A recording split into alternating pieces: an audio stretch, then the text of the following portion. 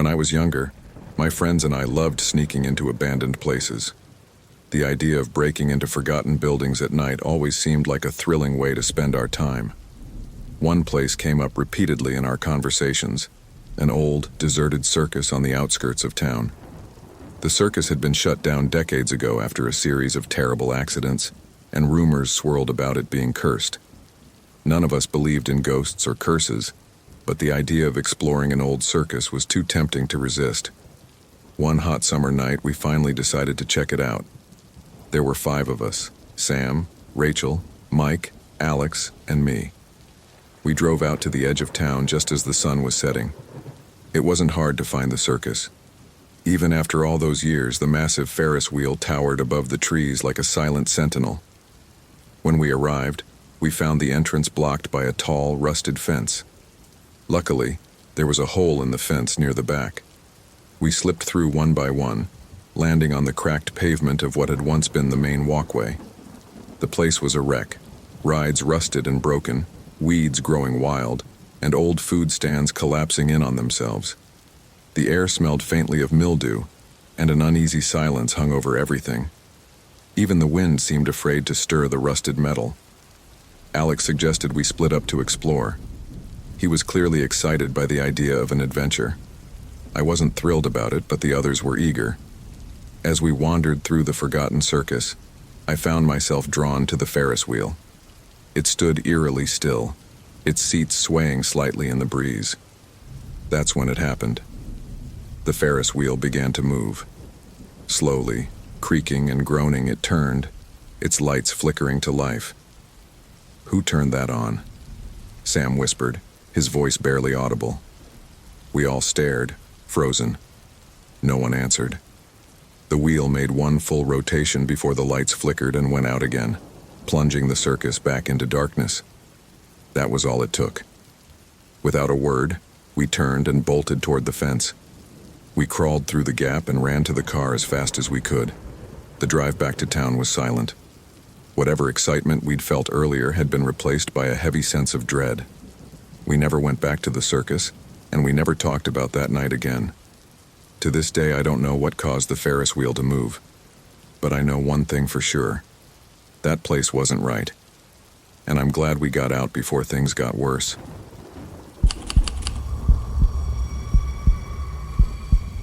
I live alone in a small house on the outskirts of town. Most nights I enjoy the peace and quiet. It helps me unwind after a long day at work.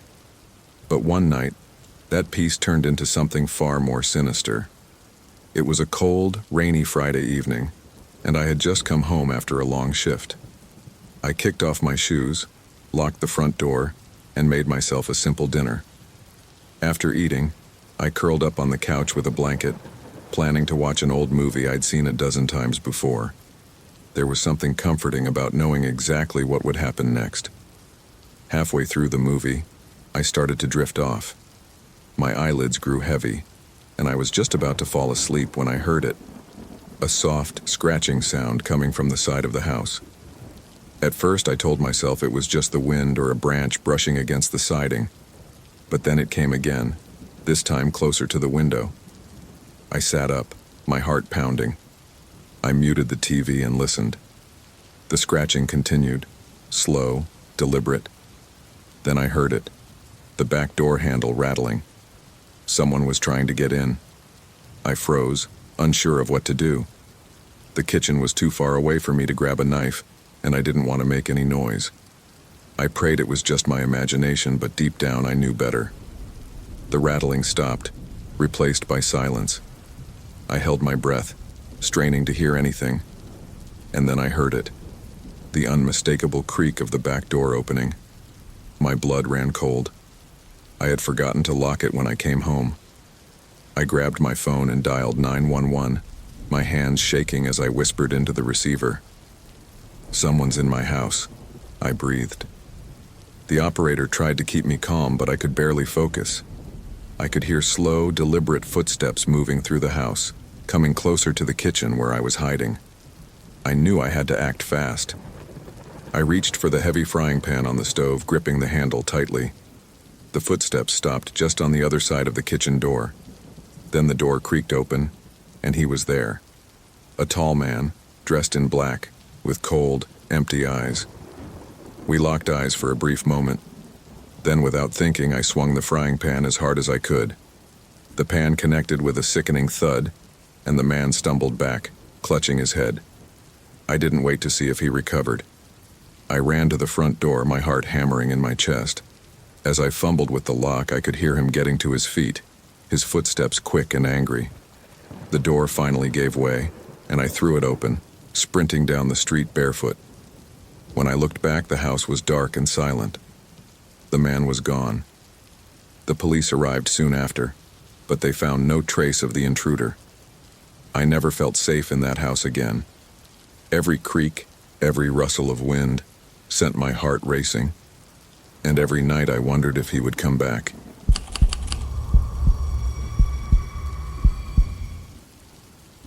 When I was 18, I worked as a pizza delivery driver to help pay for college. The job was simple: pick up the pizzas, drop them off, and collect tips. Most nights were uneventful, just me and the open road. But one night, something happened that I'll never forget. The shift started like any other. I grabbed a couple of orders and loaded them into my beat-up car. The streets were quiet as I drove through town, the hum of my engine the only sound. Then, as I turned onto a long, empty road, I noticed something strange. A car speeding toward me with its headlights off. It came out of nowhere, and I barely had time to react. I swerved hard, narrowly avoiding a head-on collision. The car sped past me, its dark shape vanishing into the night. My heart raced, but I forced myself to focus on the job. Maybe it had just been a reckless driver, I told myself. Hours later, I was on another delivery. The address was in a quiet neighborhood, the kind where the streets are lined with old houses and the streetlights flicker. As I stepped out of my car with the pizza, I heard the low rumble of an engine behind me. It was the same car. This time, it was parked across the street, its headlights on, idling quietly. A chill ran down my spine, but I forced myself to act normal. I handed the pizza to the customer and hurried back to my car. As soon as I started the engine, the other car roared to life. It sped toward me and stopped just inches from my bumper. The driver leaned out of the window, a man with a shaved head and eyes full of rage. "You think you're tough, huh?" he growled. "Cutting me off back there?" Before I could respond, he slammed his fist against the side of his car, the sound echoing down the empty street. I threw my car into gear and sped off, but he followed, tailing me closely. His headlights burned in my rearview mirror as his engine roared louder. I took sharp turns trying to lose him, but he stayed right on my tail. My hands were slick with sweat as I gripped the wheel, navigating through narrow streets and alleys. Finally, I spotted a small park with a looping road. I took the turn and killed my headlights, pulling off to the side and holding my breath. The other car roared past, unaware that I had outmaneuvered him. I sat there for a long time, my heart hammering in my chest, afraid to move. Even though I managed to escape that night, the fear stayed with me. Every time I made a delivery after that, I found myself glancing over my shoulder, waiting for those headlights to appear again. I never saw the driver again, but I'll never forget the fear, the feeling of being hunted on the open road.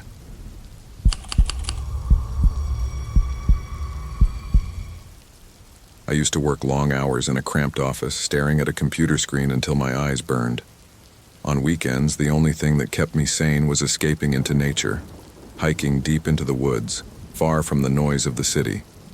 Being surrounded by trees made me feel alive. One weekend, a friend told me about a new hiking trail. It was supposedly challenging and not well known, perfect for someone like me who wanted solitude. I packed a day's worth of supplies and arrived at the trailhead under a clear, cool sky.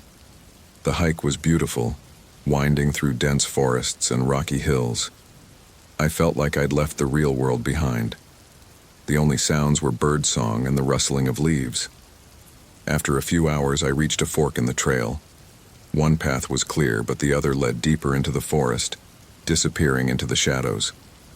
I was drawn to the more secluded path.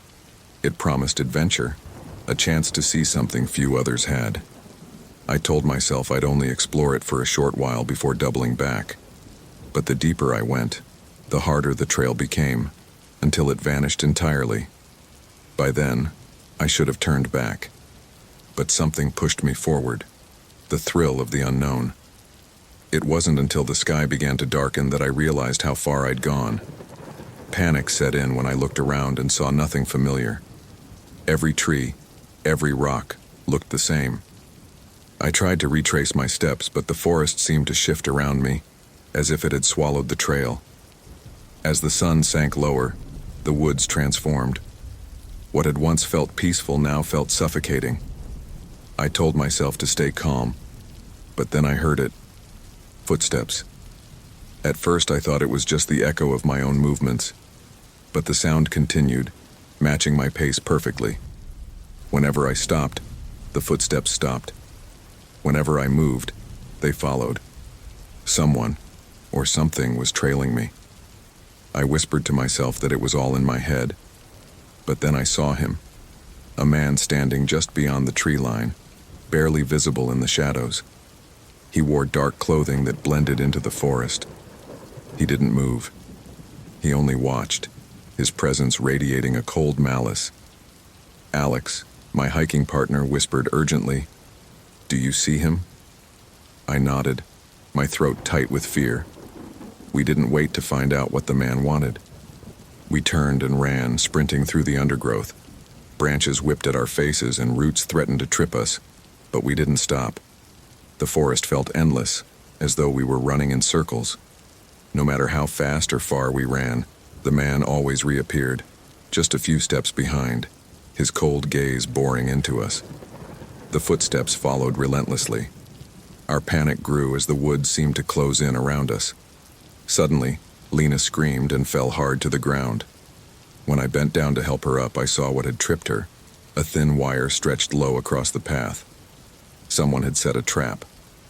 My heart pounded as the realization hit me.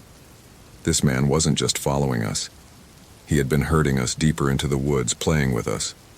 We pressed on, more desperate than ever. But the man was always there, lurking just out of reach. Our breaths were ragged, and our legs burned with exhaustion. The woods were no longer a place of peace. They had become a nightmare. We stumbled into a small clearing and collapsed to the ground, trembling with fear and exhaustion. The footsteps stopped. We huddled together, terrified to move. I knew the man was still out there watching us, waiting. It felt like we had been claimed by the forest, as if we'd wandered into a place we were never meant to leave.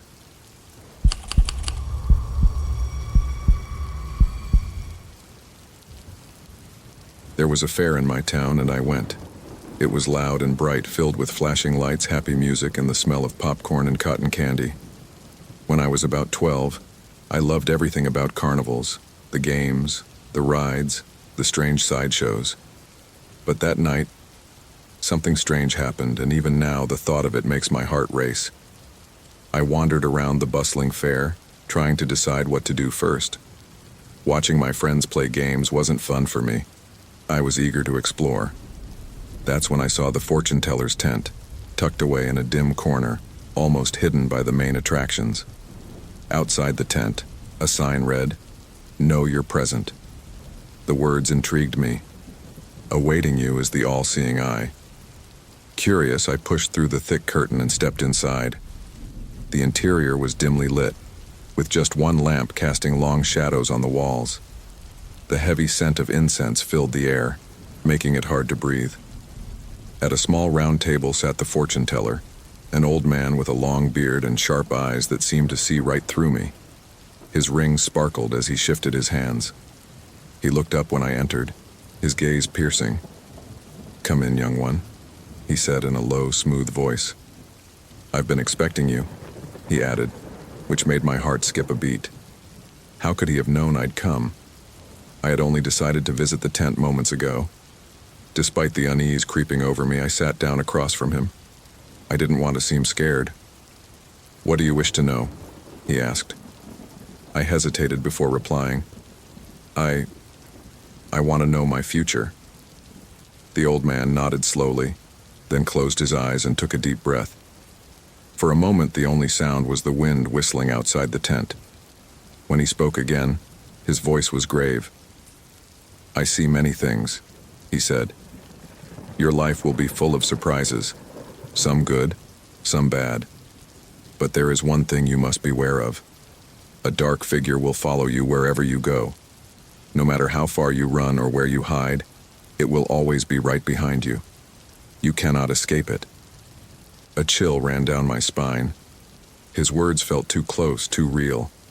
I wanted to laugh it off, to call it a silly trick. But the way he looked at me made my skin crawl. "How do you know this?" I asked, my voice barely steady.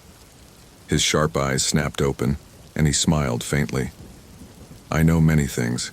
Be careful, young one. The figure is waiting." I didn't stay to hear more. Without thinking, I jumped to my feet, muttered a quick thanks, and fled the tent.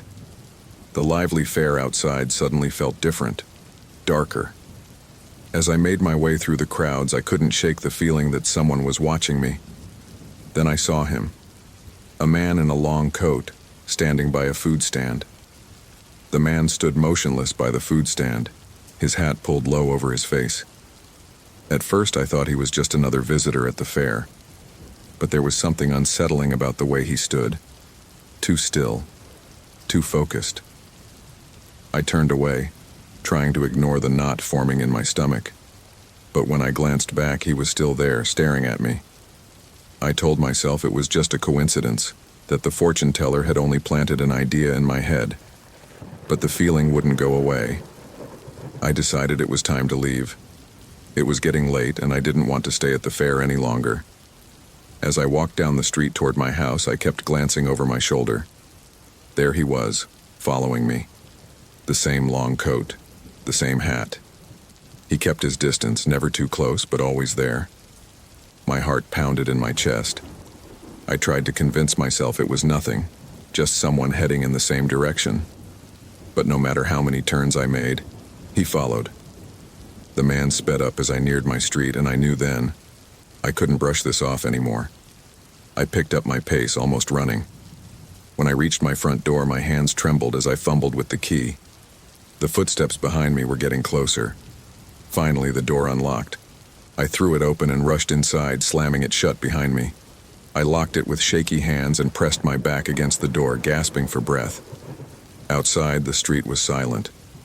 I dared to peek through the window, but the man was gone. I never saw him again after that night. But even now, I can't shake the feeling that he's still out there, watching, waiting, hiding just out of sight. And whenever I feel that eerie sensation of being followed, I remember the fortune teller's warning.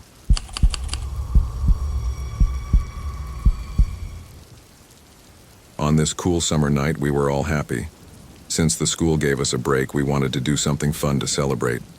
We had been to the park all day and talked about what we could do with all our free time. At that point, Danny had the thought.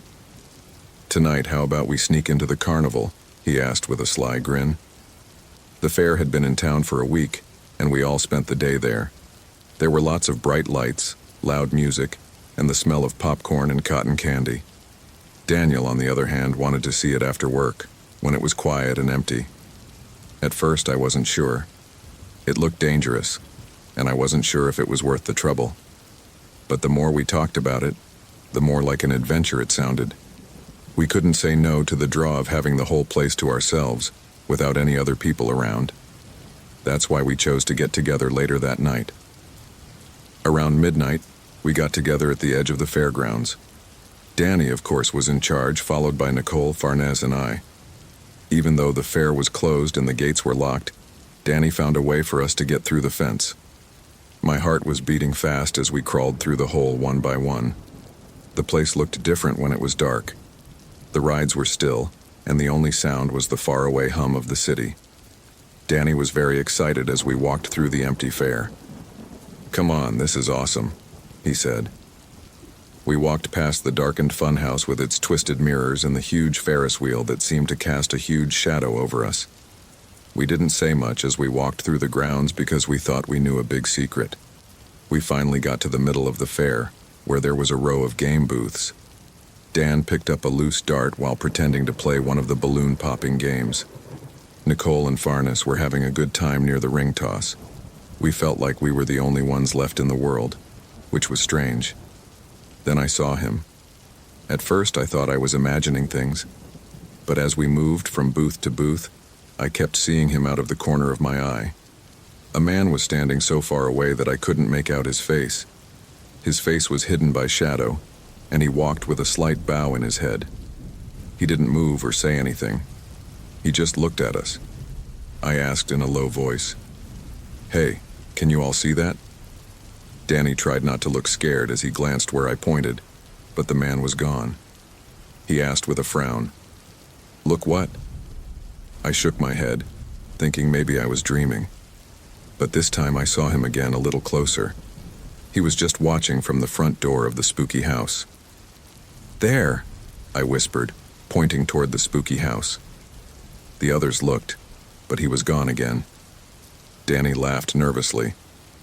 "You're freaking yourself out," he said, but he looked uneasy now. We all did. The fun we'd been having at the fair evaporated. It felt wrong. We knew we weren't supposed to be there. We decided it was time to leave. As we walked back to where we had snuck in, I kept looking over my shoulder. Every time I did, I saw him, the man lurking in the shadows, never getting too close. This time, though, I saw something that chilled me to the bone. He had something in his hand, a big, sharp knife that gleamed in the moonlight. "Guys, we need to leave. Now," I whispered, trying to stay calm. But fear had set in, and we all picked up the pace, practically running. No matter which way we went, we somehow kept circling back to the same spot. It was as if the fairgrounds were a labyrinth, or maybe the exits were blocked. We ended up close to the center again, where that man was always watching, always waiting. Panic settled in. We stumbled through the dark as fear tightened its grip on us.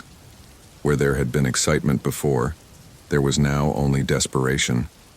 After what felt like hours, we finally found the main gate. It was closed but not locked. That didn't matter. We just wanted to get away from the nightmare. We yanked the gate open and sprinted into the night. We ran until we were out of breath and far away from the fairgrounds. When we reached our neighborhood, we called the police and tried to explain what happened. But when the cops arrived at the carnival, they found nothing. No man, no knife, no sign of anything unusual. It was as if he had never existed. But I knew what I saw. We all did. The dark shape of that man and the glint of the knife haunted me long after that night. We discovered something much darker than we bargained for. I knew one thing for sure. I'd never go back to that fair again, no matter how good the cotton candy smelled or how bright the lights were.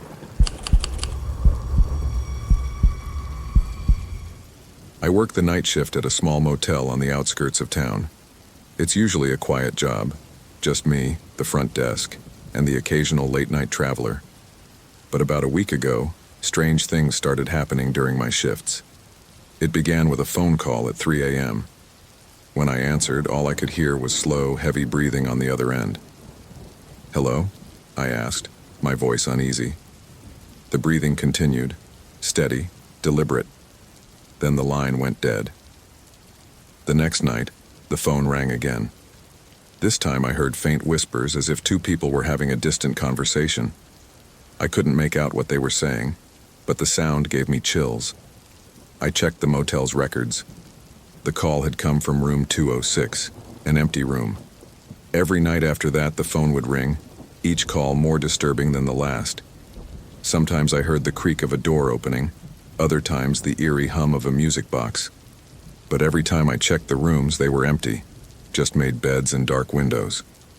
Then one night, after yet another strange call, I grabbed the master key and headed for room 206. When I opened the door, the room was cold and still. Everything looked normal, except for the phone. It was off the hook. And beneath it, a slip of paper with one word written in red ink. Help. I stared at the word help, scrawled in shaky red ink, my heart pounding in my chest. The letters were messy, as if written in desperation. A chill ran down my spine. I wanted to believe it was a prank, but something deep inside told me it wasn't. The room was too quiet, unnervingly still. I could feel the weight of unseen eyes on me as if I wasn't alone. Trying to shake off the creeping sense of dread, I hung up the phone and left the room, locking the door behind me. But as I turned to walk down the hallway, I heard it, a soft click behind me. I froze. Slowly, I looked back. The door to room 206 was ajar. I knew I had locked it. I was sure of it. My breath quickened as I stepped back toward the door, my hands trembling. I pushed it open slowly, half expecting someone to jump out at me. But the room was empty, just as I had left it. Then I noticed something I hadn't seen before. On the nightstand, next to the phone, was a small, old-fashioned key. It hadn't been there when I entered the room just moments ago. I picked it up, feeling the cold metal between my fingers. The key was unlike anything I'd seen before. Small, with intricate patterns carved along its shaft. I had no idea what it unlocked, but holding it made me uneasy, as if it didn't belong here. I slipped the key into my pocket and left the room again, closing the door behind me. As I made my way back to the front desk, I tried to shake off the overwhelming sense of unease. Then the phone at the front desk rang. I nearly jumped out of my skin. It was the same phone, the same unsettling timing, 3 a.m. With a deep breath, I picked up the receiver. "Front desk," I said, my voice shaking. There was no reply. Instead, I heard a strange noise, faint at first, like static. Then, through the crackling, I heard the same slow, deliberate breathing as before. "Hello?" I whispered, clutching the phone tightly. The breathing stopped. There was a moment of silence.